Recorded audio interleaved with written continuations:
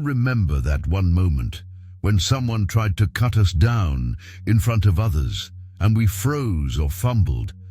But what if you could handle moments like that with poise so powerful it leaves the whole room in awe? Inspired by timeless Stoic wisdom, this video reveals the subtle psychological moves that not only shield your peace, but build a presence that people respect without question. Have you ever been caught off guard, standing in a crowd, maybe at work or among friends, when someone suddenly throws a sarcastic jab your way? Perhaps it was a tasteless joke at your expense, delivered just loud enough for others to hear, leaving you frozen, embarrassed, and unsure how to respond. In that moment, you feel the sting of humiliation and the weight of everyone's eyes.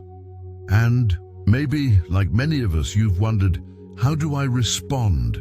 Not just to protect my dignity, but to earn respect, even from those who never offered it in the first place. You're not alone. We've all experienced these uncomfortable moments, those social ambushes that leave us mentally reeling. But here's the truth most people overlook. You have far more power than you think in how you handle them. In this video, we're going to uncover a series of powerful strategies and mindset techniques deeply rooted in the timeless wisdom of Stoic philosophy. These aren't just psychological tricks, they're principles that help you transform uncomfortable moments into defining ones. You'll learn how to maintain your poise, how to disarm disrespect with grace, and most importantly, how to leave a lasting impression, not through dominance or retaliation, but through quiet strength and unwavering presence. Let's begin by addressing something critical. Most of the time, people don't disrespect you because they genuinely hate you. More often than not, their behavior is driven by opportunism, subtle self-serving need to elevate themselves by diminishing you.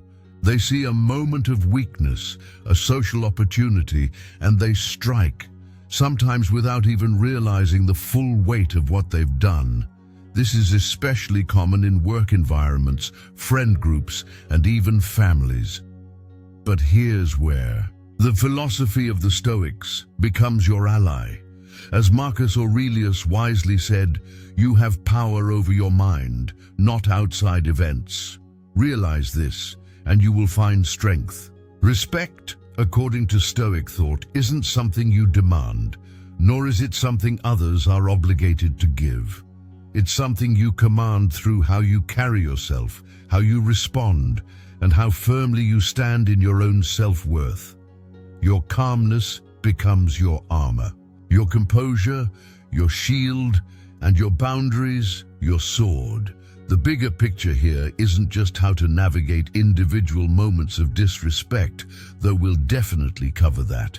It's about creating a climate around you where disrespect simply doesn't thrive, where people intuitively understand this is someone who values themselves, someone who will not be diminished by casual cruelty or subtle attacks. It's not about being aggressive. It's not about clapping back. It's about radiating such quiet, centered confidence that disrespect bounces off you like arrows hitting steel. So, in the next few minutes, I'm going to walk you through practical, scenario-based tools you can use in everyday life. They're simple, powerful, and grounded in ancient wisdom. You'll learn how to command attention, reset the tone of any conversation, and uphold your dignity no matter who's watching. And if you've ever felt dismissed, belittled, or invisible, remember this: respect isn't won through retaliation. It's earned through how calmly and how consistently you own your value. Let's dive into these tools and show you exactly how to turn moments of disrespect into milestones of quiet strength. First, what our bodies say before you speak. First, impressions don't just matter. They shape the entire lens through which others see you. What's surprising is that it's often not the words we speak that define these impressions, but the unspoken language of our body, our presence, and how we carry ourselves in the first few seconds of any interaction. Imagine you're at a high-stakes networking event. The room hums with opportunity. A potential collaborator scans the crowd and heads your way. They offer their hand with a welcoming smile, but instead of standing to greet them, you stay seated, glance briefly at their hand, and offer a casual shake. You may not have meant anything by it, but what you've just communicated without a single word is a lack of readiness, and perhaps even a lack of respect. The result: you've unintentionally set the tone of disinterest and diminished your own presence in that moment. Seemingly small gestures like these, the decision to rise, the steadiness of your eye contact, the firmness of your posture, leave a lasting mark on how others perceive your self-worth. The Stoics understood this long before it became a principle in modern professional training. They believed that how we present ourselves externally reflects the integrity and discipline we've cultivated internally. Marcus Aurelius once said, "Your mind is colored by your thoughts, but in practice it is also revealed by your actions." A simple act like standing to greet someone isn't just a matter of etiquette. It's a quiet proclamation of inner clarity, mutual respect, and confidence. Let me share a personal story. At a leadership seminar I once attended, the objective was simple: connect, learn, and leave an impression. Among the dozens of attendees, one individual stood out. Not because he was the loudest or the most charismatic, but because he treated every interaction, whether with a top executive or a service staff member, with the same intention. Every time he greeted someone, he stood up, looked them in the eye, and responded with presence and warmth. It was never over the top, just quietly sincere. People gravitated toward him, not because of what he said, but because of how he made others feel respected, seen, and valued. In contrast, another attendee, equally intelligent and capable, remained seated during all his interactions. He likely didn't mean to appear disengaged, perhaps it was simply a habit, but that habit built an invisible wall. Others subconsciously read his body language as aloofness or disinterest. Despite his qualifications, his presence faded into the background. That's the subtle but profound power of how we show up physically in moments that matter. The lesson here is undeniable. Rising to greet someone isn't just good manners. It's a personal affirmation of your own value and an acknowledgement of theirs. This is where the wisdom of Stoicism speaks volumes. The Stoics didn't obsess over things they couldn't control.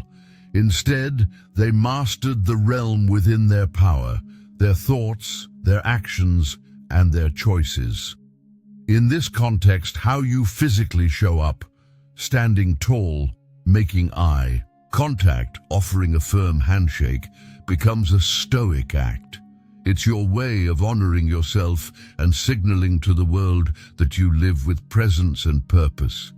To bring this into your everyday life, start with the next small interaction. In the office, at a cafe, or even in a virtual meeting. Make the effort to be fully present. Stand when appropriate. Look people in the eye. Let your body language echo your self-respect and your respect for others. Because in the end, first impressions aren't about being impressive. They're about being intentional. And when your small actions are aligned with your values, they become powerful symbols of who you truly are. So next time you meet someone, rise with purpose. Meet their gaze. Let your actions speak before your words ever do. That's the quiet strength Stoicism teaches, the kind that commands respect, without ever demanding it. Second, handle interruptions with stoic wisdom. There's a moment we've all experienced. You're in the middle of a meaningful conversation, carefully sharing a thought, when someone abruptly interrupts you in front of others. In an instant, your momentum is broken. Your voice fades. Frustration creeps in. It feels like your presence has been dismissed, your words deemed unimportant, and in public, that sting runs even deeper. The knee-jerk reaction to snap back, raise your voice, or match the disruption with more disruption. But here's the catch. Reacting that way rarely earns you respect. More often than not, it weakens your stance and hands over your emotional control. So what should you do instead? This is where the quiet wisdom of Stoic philosophy offers profound guidance. The Stoics teach us that real strength doesn't come from overpowering others. It comes from mastering ourselves. And in moments like these, that mastery speaks volumes. Not through what we say, but through how we hold ourselves. Next time someone cuts you off mid-sentence, especially in a group setting, resist the impulse to react emotionally. Instead, stop. Turn to them slowly. Fix them with a steady, composed gaze, not aggressive but firm and clear. Let the silence settle. You'd be amazed how powerful that moment of calm can be. I remember a family dinner where I was sharing a light-hearted story when a relative jumped in, eager to shift the spotlight to their own tale.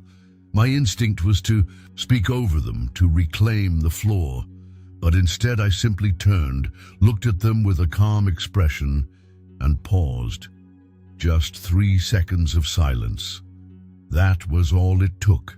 They stumbled slightly, realized the interruption, and graciously motioned for me to continue. The room shifted back to me, not through conflict, but through quiet self-possession. You see, that kind of poise sends an unmistakable message. I won't compete for space. I command it. And here's the key. Your intention must never be to shame the other person. You're not trying to win a battle. You're asserting the principle that mutual respect is the foundation of real dialogue. After the pause, simply return to your point with grace. A line like, "Let me pick up where I left off," does more than resume the conversation. It sets a tone, it establishes boundaries, and it teaches people how you expect to be treated. With dignity.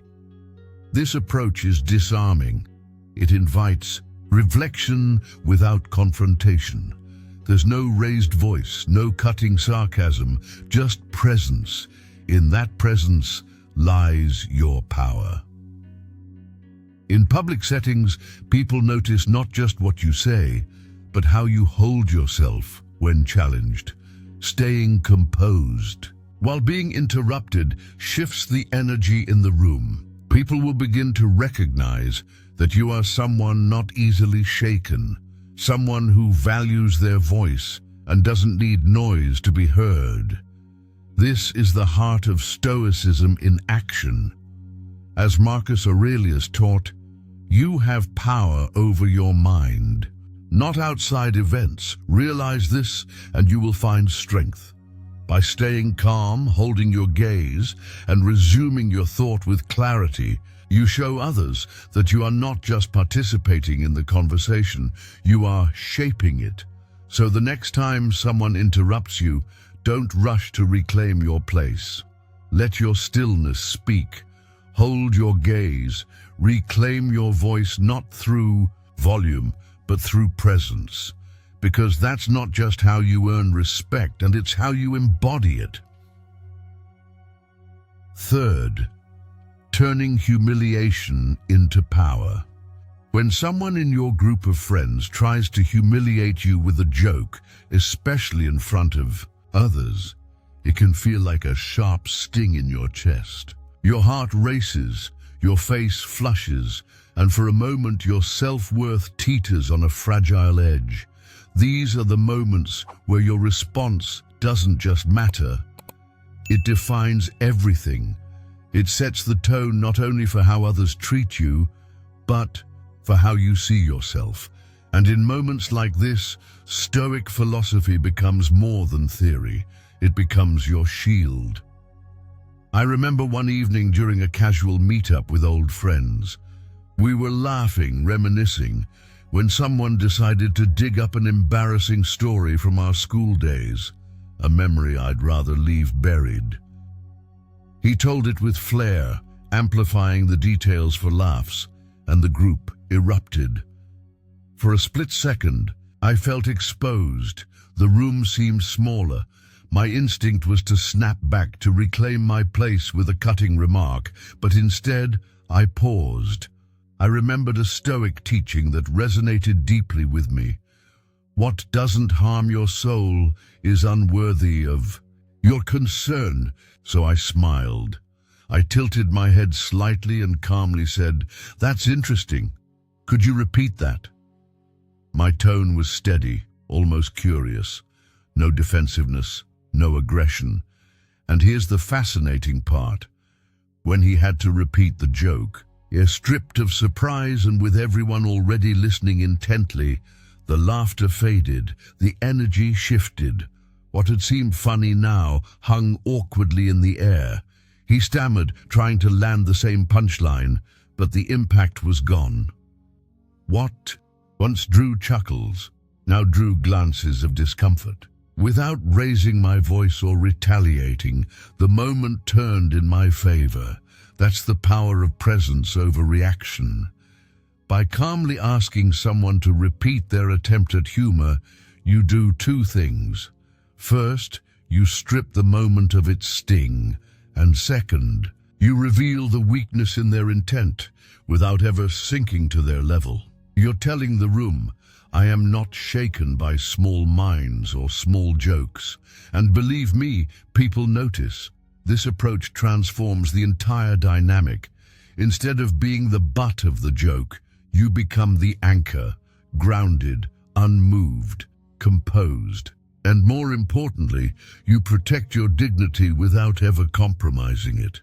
Here's how to apply this Stoic strategy effectively. Don't react instantly. Give yourself a moment. Breathe. That silence isn't weakness, it's strength. Let the silence work for you. It invites others to notice what's really happening.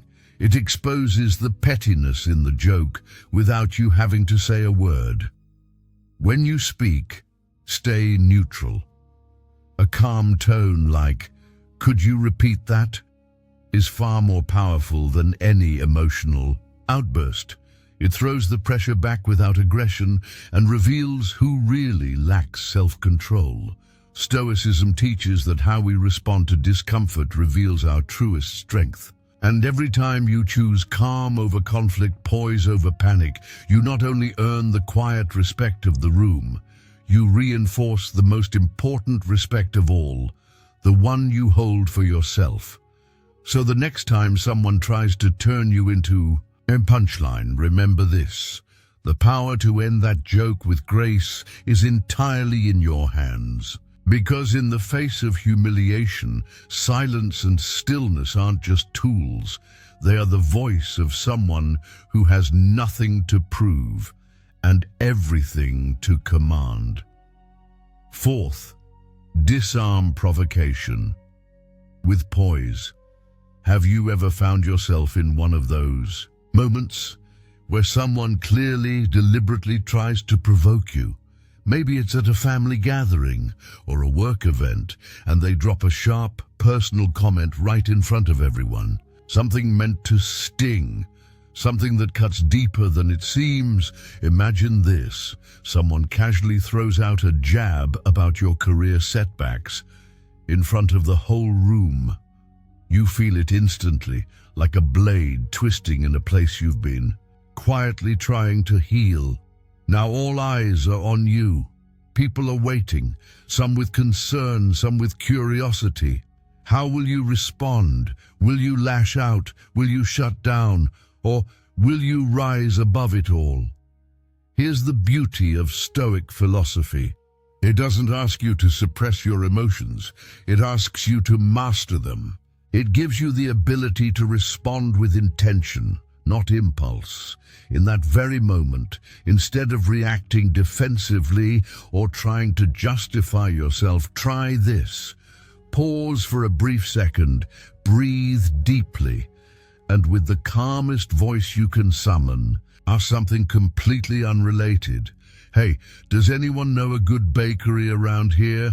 I was thinking about bringing something sweet to the next get-together. That's it. Simple, unexpected, and profoundly powerful. Why? Because it immediately shifts the energy in the room. The person who tried to provoke you is caught off guard. Their momentum is broken. They expected a fight, or at least a flinch, and instead they're met with peace. Composed, grounded peace. The conversation just like that moves on. This technique isn't about avoidance, it's about redirection. It's about reclaiming the narrative and choosing to stay centered in your own dignity rather than being dragged into someone else's chaos. This is what it means to live within a strength. As Epictetus wisely said, it's not what happens to you, but how you react to it that matters. When you ask an unrelated question in response to a provocation, you send a crystal clear message. I am not shaken. I am not small. I control this moment, not you. But here's the key. It has to be natural. Your tone must be steady, your posture relaxed. Don't make it feel like a tactic. Make it feel like who you are. Someone too deeply rooted in self-respect to be moved by petty remarks. It could be a question about a local restaurant, a recent movie, or even the weather. Anything light, neutral, and authentic. The goal isn't to escape awkwardness.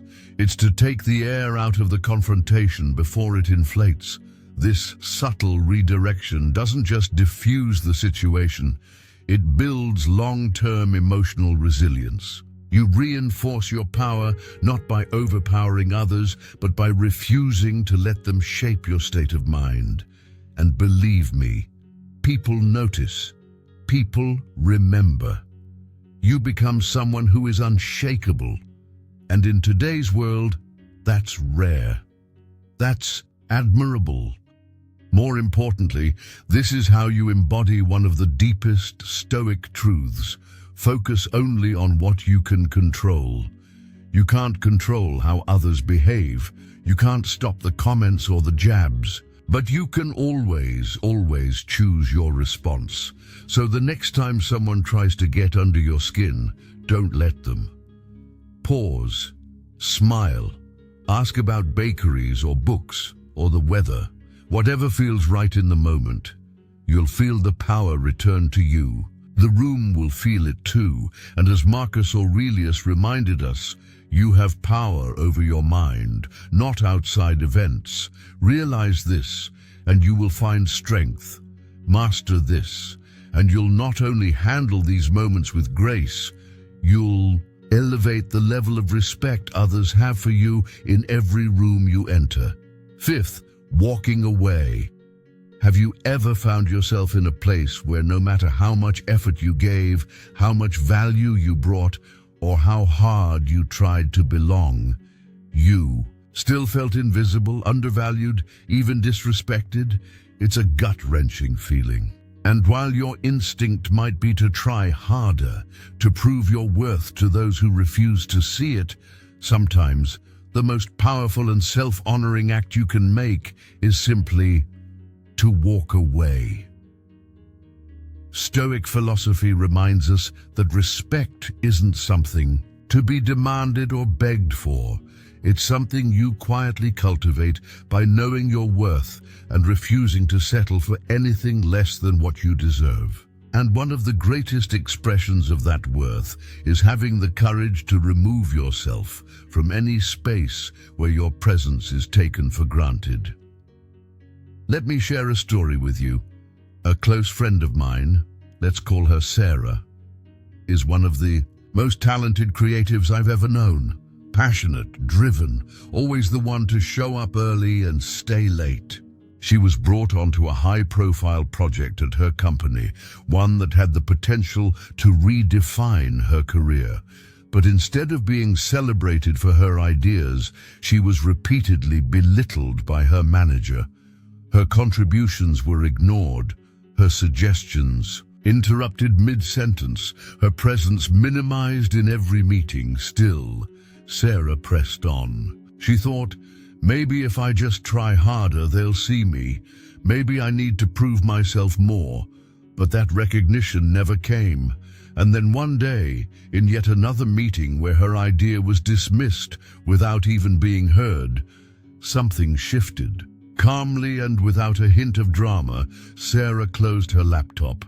She stood up, and with complete clarity and poise, she said, "I'm going to invest my energy where it's valued." Then she walked out.